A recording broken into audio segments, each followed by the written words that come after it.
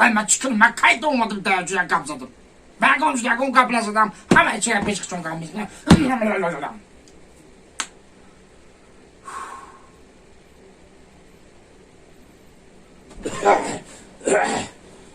بیا تا بیا چاکاده مگم بشو تا چاکادهسی سازه تینجه میشم آخه من تو را 10 بار میگم که همین سری خانه را هم سری بیرون آورده در دنه خانه نقل نکنه من تو را چند بار گفتم که همین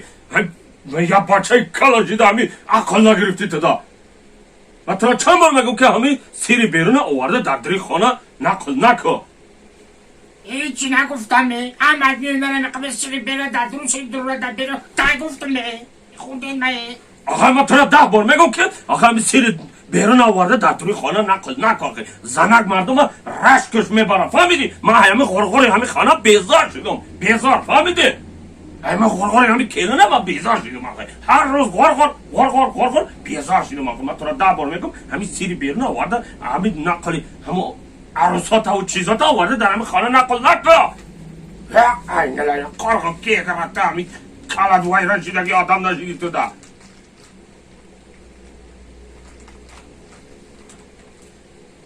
گپ ما فهمیدی آخه؟ ما دویم باره تکرار نمیکنم فهمیدی؟ هم کلاتا زده پچک میکنم دویم بار دیگه همین کارا تکرار کن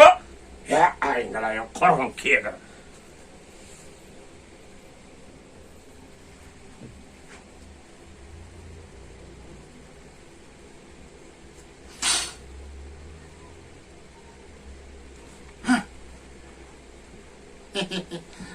بیا زنک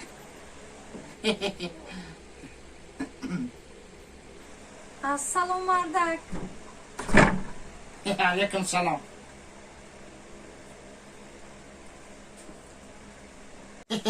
بیا زنک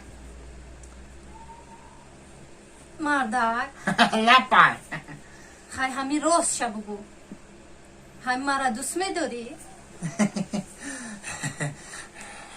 چی باکی دفعه گفتی؟ همین در میدارم میخندی راست شو بگو خیلی مردک نه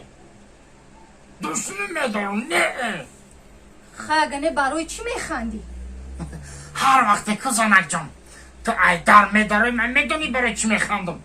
من میخندم خرسان میشم که خوزی تو میبینی که مردک تو گناهم سلامت گفت